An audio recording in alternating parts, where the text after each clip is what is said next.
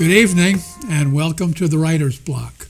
I'm your host, John Ronan, and as you know, because we are now in our 28th year, I talk to writers about their craft, what they're working on now, what they've accomplished in the past, what they're planning for the future.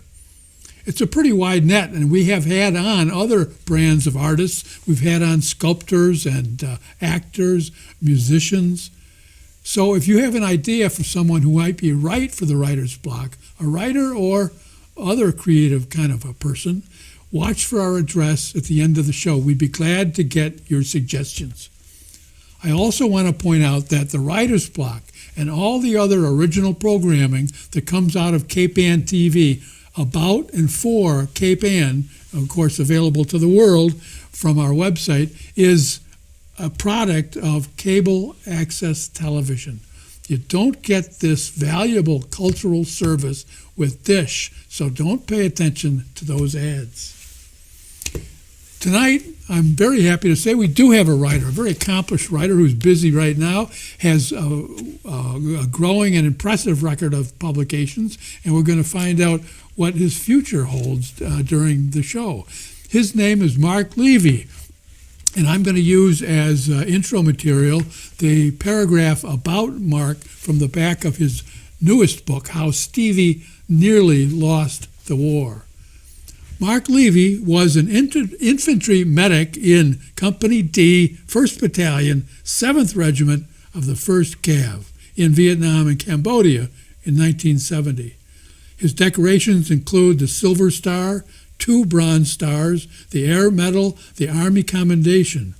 His work has appeared in various publications, including New Millennial Writings, Cutthroat Slant, War, Literature and the Arts, Counterpunch, Best American Erotica 2000, Mudfish, So It Goes, Stone Canoe, New Madrid, and the Vietnam Vets of America's The Veteran.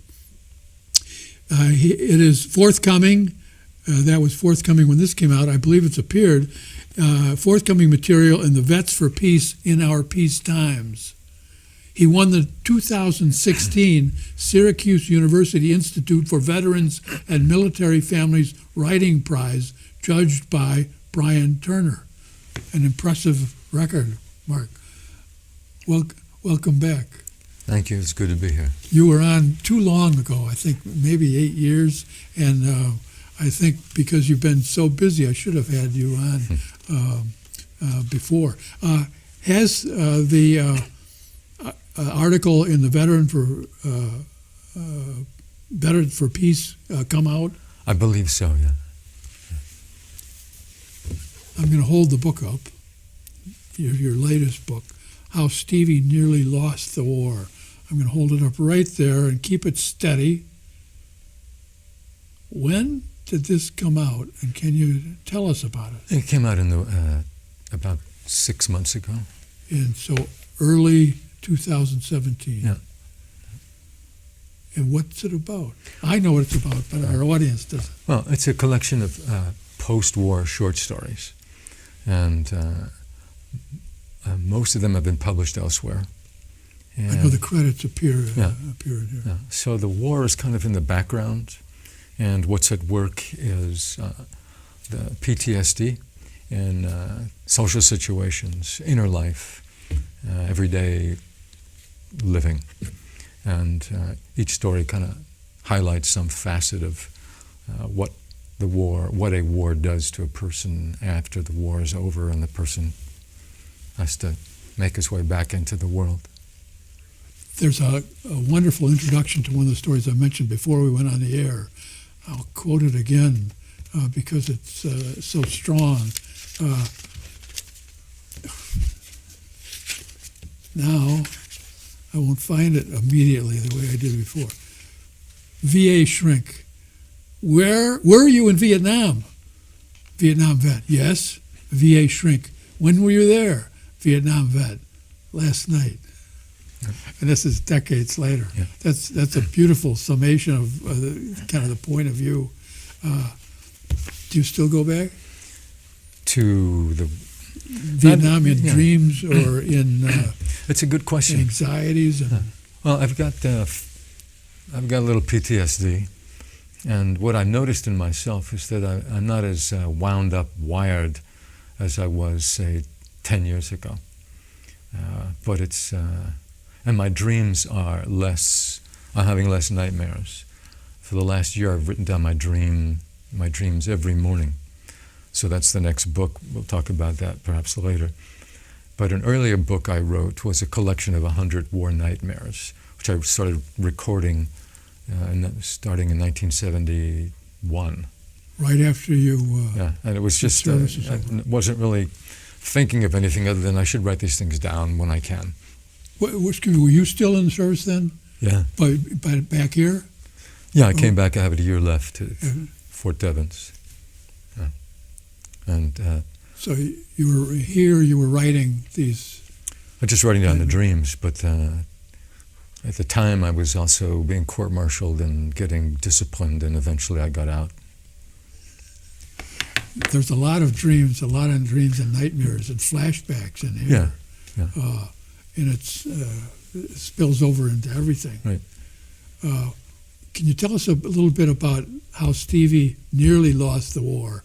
It's the lead story. A lot of sequences dated with they're kind of separate events. How does that form the whole book or shape the path of the whole book? I think the title is open to interpretation, but for me it refers to this character, Stevie, who is trying not to lose the war of getting past the war. And so in the first story, he's making his way to this woman, Cindy, and it's a struggle between Cindy and the war, which still has its hooks into him, and those hooks and that struggle are related in the evolution of his attempt to cultivate a relationship with Cindy. And she comes on to him. She does. And he says, no. He does. I want to be friends. Right. And so they do develop a kind of a relationship with Cindy and her cat, too, I think. I can't remember the cat's name. Sasha. What makes Cindy a good foil is that she is so naive about combat. So Stevie has these cues, in a sense, to kind of tell her, but without any anger. She disarms him unintentionally, and that indirectly makes her safe and draws him in. And she says she trusts him. Yeah. And I think she's not suspicious. I think he's going to go berserk on her. Yeah. Although, maybe she should. Can you pick out a passage from either the lead story or another story that kind of represents the tone and the content of the whole book? Of the whole, well, I don't know about the whole book, but we'll try. I mean, yeah. suggestive of the tone of the whole book. I'll read a page or two from the title story. Okay, are you going to start at the beginning of the story? I am. All right, I'll follow.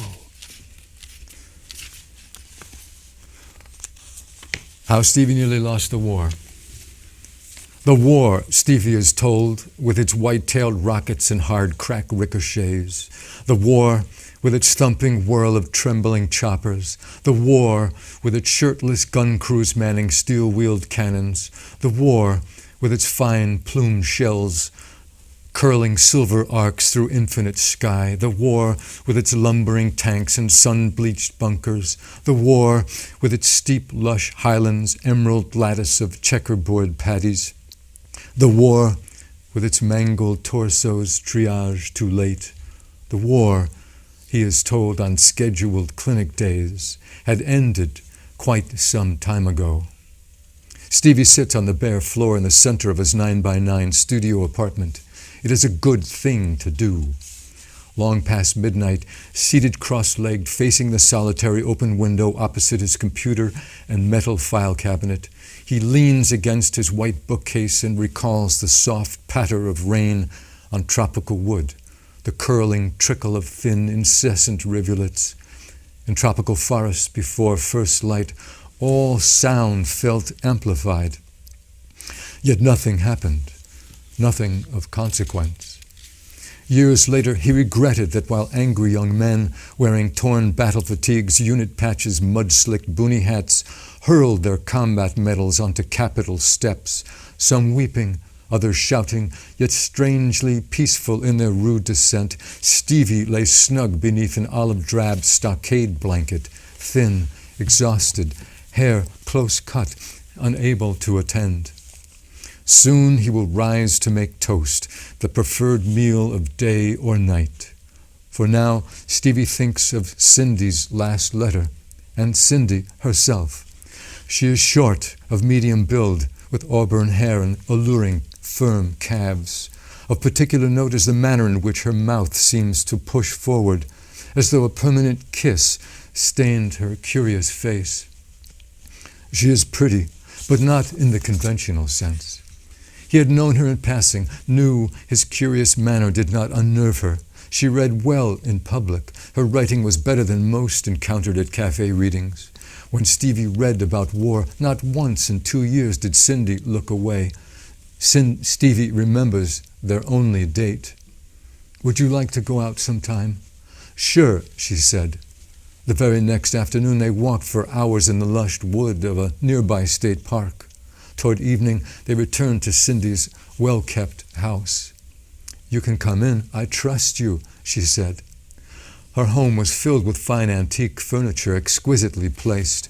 The walls were earth-toned, adorned with Audubon prints. The carpeting was soft and thick, rich with patterns of amber and blue. They sat on a plush white love seat. "This is Sasha," Cindy beamed. Stevie gently stroked the calm beige cat behind its scarred left ear. When the trustful creature tired of his touch, it jumped from his lap and scurried away. Then Stevie kissed Cindy, simply kissed her full on the mouth. His tongue wandered, his fingertips traveled beneath her red silk sweater. She pulled him, pressed herself tight against his torso, then murmured, "Do you want to?" And Stevie said, "No," because he did not wish to take her like Bride would have. Sharing a foxhole, Bride regaled Stevie with prodigious stories of sexual conquest. 70 women found, taken, forgotten. Then a single shot rang out and the burly sergeant slumped forward, dark blood gathering beneath his head. When the sniper was caught, the platoon butchered her. Stevie held her down. "It won't work, Cindy. We'll end up hating each other." "I know it," he said.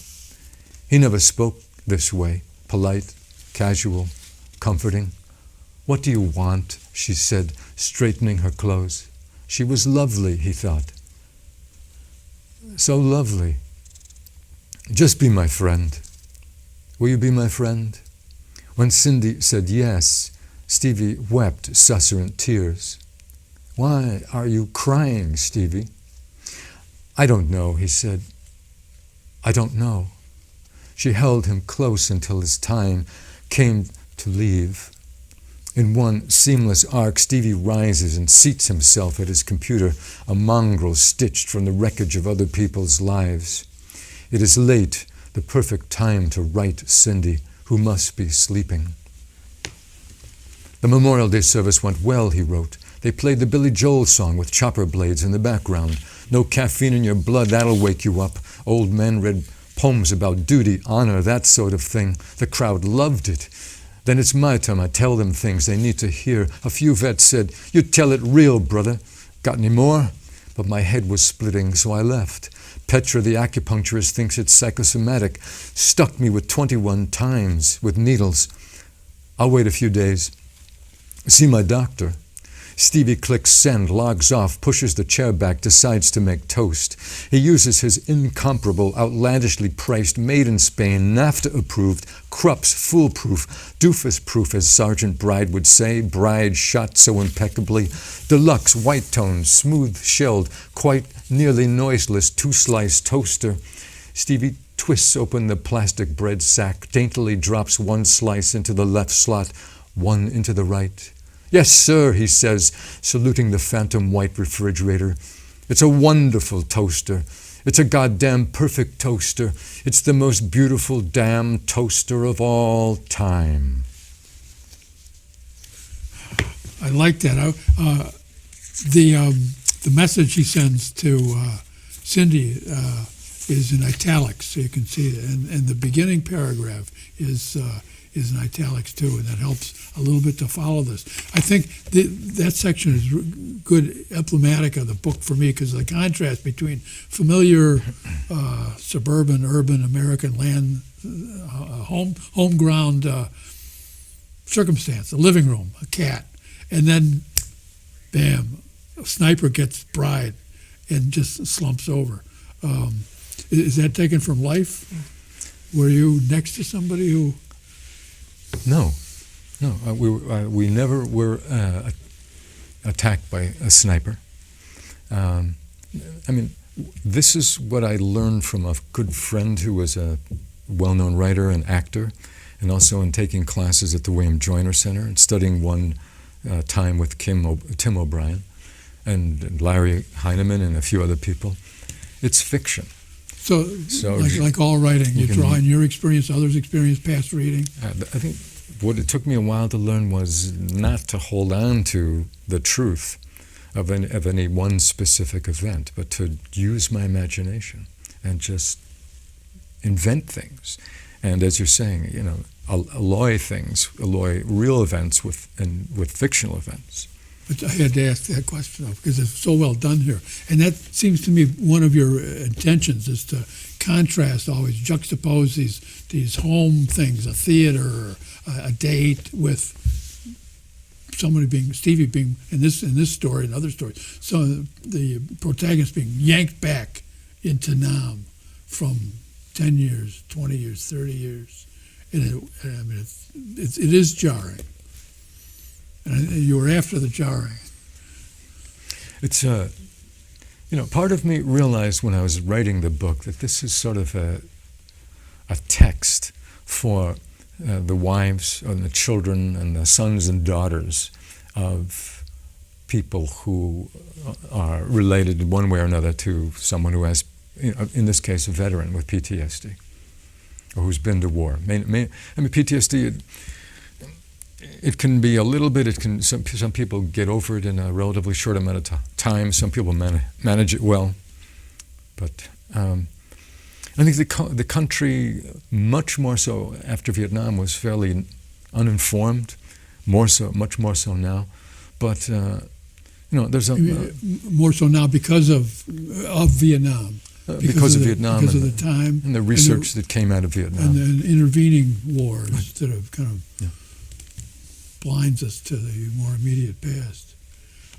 I asked you this before the show, but I wanted to get on camera a little bit. Ken Burns' History of Vietnam, the 15-part, is it 15 parts or 10 long hour-and-a-half episodes are running right now, and you have seen some or all of them. What's been your reaction? Well, what I noticed, I was glad that he included a lot of the history from the Vietnamese history, which it's much more complicated than he was able to put into the series, but at least he got some stuff in there. And he got the Vietnamese point of view in there. And there's Bao Ninh, and I met Bao Ninh around 15 years ago, and it was good to see him. He's aged tremendously. And good to hear from the other Vietnamese soldiers, especially the higher-up guys. But he was, I felt, fairly selective with the history that he included, the Vietnamese as well as the American point of view, even though it was informative. There was nothing really new, and that's what, I can't say it bothered me, it disappointed me. And I also felt that he could have been more inclusive of the people that he interviewed for historical purposes. There's no Howard Zinn, there's no Christian Appy, there's no Margaret Young, there's no Noam Chomsky. And I felt that the use of Tim O'Brien and some of these really well-spoken veterans came at the expense of hearing from regular, ordinary, less educated, less erudite veterans who have their stories to tell. And I also felt, frankly, that because he's so well connected to corporate money, that it was difficult to trust the narrative. And I'm watching it and noticing that, yeah, this is compelling, but this is really slick. This is funded by corporate power as well. You mentioned the budget's $30 million. $30 million. So he's done a service, but very mixed feelings for me. Yeah. And on one hand, I'm grateful. On the other hand, I wish it had been done by someone else and had been even more inclusive. That's helpful to me because I saw a couple of the episodes, and I will eventually see the others, but I'm not watching it as it comes out. I didn't feel really compelled. It was certainly adequate, better than adequate, but it's something. I think some of the items you talked about, it's slick. That's maybe the worst thing you can say about something, but it's a little too polished. I don't remember Vietnam being polished, or the whole experience. I wanted to ask you about a couple detailed writing questions. Sasha is Cindy's cat, and you just read about the cat. And there's a passage I really loved. Sasha has been brought to a vet, and the vet says the cat is sick, has a tumor. And I asked how come she wasn't crying if she was in pain. He said animals hunker down, find the dark, keep quiet when they're hurt. Otherwise, might be hunted down. That jumped out at me and said, we're not talking about cats here. We're not talking about only cats here. The true story behind that passage, that's a passage from an email that Cindy wrote to Stevie. And I was seeing Cindy at the time in real life. Oh, really? Yeah, and so she sent that to me, and it just jumped out. So this is almost... it was word for... Cindy wrote life. that. She wrote it, and I called her up and I said, can I use this? And she's a very good writer, and she's a well-established poet. And she said, sure. And I said, I'll take it. And it's word for word. I worked around it. That's her writing. And it's beautiful writing. It's really nicely done. And I saw that as you see through your whole book, the attitudes from Nam about life and death and suffering infuse themselves through looking at the cat, or shopping, or working in a movie house, or all of that's always informing what's happening on the surface. And that really jumped out at me. The poor cat.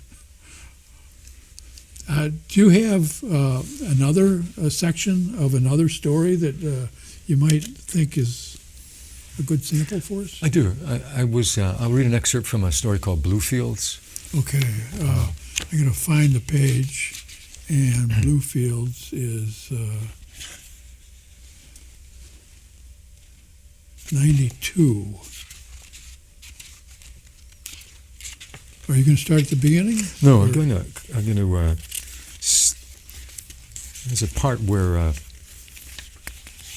it's a story about a group of activists have gone to Nicaragua, and Robert, who's the Vietnam veteran in the group, is with them.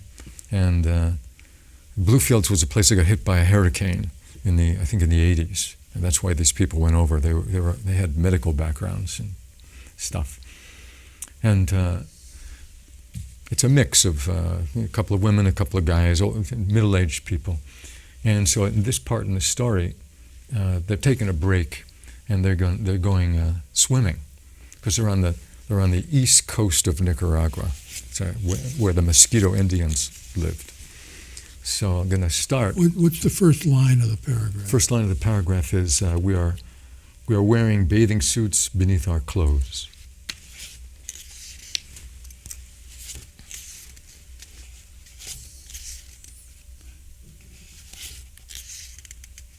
Marchman taps his foot. I went too far, I think. Father Allen, no, he's gone. That's after Father. Why don't you start? And I'll fish around. Okay. So they are a group of activists. They've just gotten off a boat, and the boat is leaving, and they are now preparing to swim. We are wearing bathing suits beneath our clothes. Margaret and Anne, Father Allen, and William jog straight to the beach, undress, wade out into the sweet sting of the water. Robert, cries Anne. The shimmering blue ocean clings to her hips as she turns around. Robert, what are you doing? I have not yet shaken off yesterday's language of semaphore. Raising my left hand, I point to the emerald ridge, the simple hut, the distant horizon. For a split second, our eyes lock. Does she see it? Then dimples appear on either side of her face. Anne raises both arms over her head, turns back, plunges dolphin-like into the sea. There is no need to knock. There is no door. 2 layers of tattered netting are tacked to the entrance frame. When no one answers, I push the netting aside. In the center of the dirt floor room, there is a 3-stone fireplace.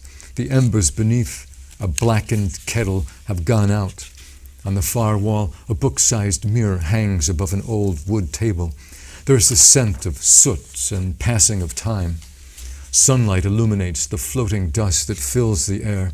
Footsteps, a man. As I turn to face him, his husky voice says, "You are the one who came up the hill. You are here for the horses, yes?" A tall, muscular, swarthy man with bronze skin, dark eyes, shoulder-length hair. He extends his calloused right hand to me. "I am Marcelino Ramirez," he says, as if he were a bridge connecting one moment to the next, as if he can see, feel, hear many things all at the same time, as if his real work in this life is to keep himself whole. I stare at the maverick patchwork of welts and scars that spangle the right side of his neck. "From the Contras," he says, without blinking. Marcelino shapes his hand pistol-like, pulls the trigger twice. I know the phrase to express sorrow, so I say it. "Lo siento, señor, lo siento."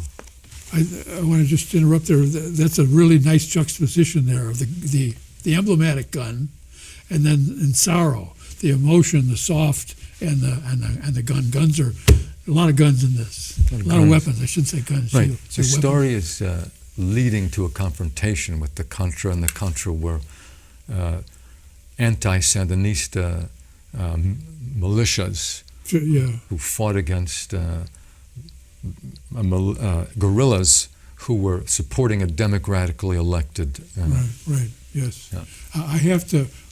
I'm watching the clock here, Yeah. and we're just getting into it, but I've got to begin to close down. Okay. Because this half hour goes too fast. Yeah. Perhaps leaving in the middle of that paragraph, everybody's going to buy the book and its sales will rocket. I want to hold this up again. This is how Stevie nearly lost the war. Marc Levy, available at local bookstores, Amazon, or you can write to us or see Marc's website, which I failed to mention that it will be supered on our program. The website is medicinthegreentime.com. Marc, thank you very much for coming by. Thank you, John. It's good to see you again. Good to see you. I want to thank you in Cable Vision Land for being with us as well. If you've learned something about the Vietnam War experience, what it meant to be in combat in Vietnam and how it affects many, many thousands of veterans today, then the Writer's Block has done its job. Thanks for being with us, and I hope to see you again next week on the Writer's Block. Good night.